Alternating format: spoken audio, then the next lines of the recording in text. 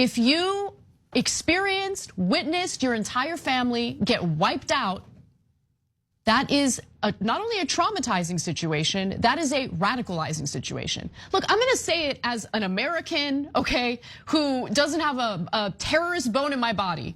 But if any government killed every member of my family, I would be an extremist.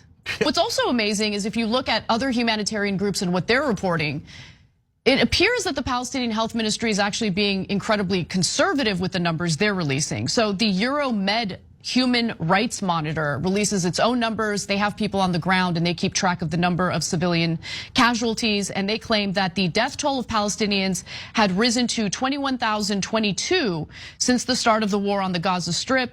A number that includes those missing under the rubble whose chances of survival have almost completely diminished, including 8,312 children and 4,270 women. In addition to that, they break down the numbers further, finding that of the 21,022 people who have died, 19,660 of the dead are civilians. 60% of the dead are in fact women and children.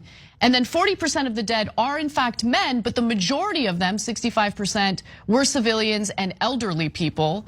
The deaths also include 280 medical personnel, 26 rescue workers, 112 United Nations staff, and 77 journalists and media professionals. These are all individuals who, in other wars, the United States government would argue we need to do everything to save them. That it is egregious if these people die as a result of aerial bombardments carried out by other countries.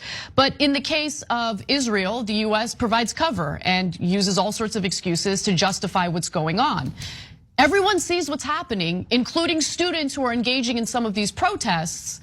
To blame this all on TikTok, I think, is stupid and simplifies the situation far too much.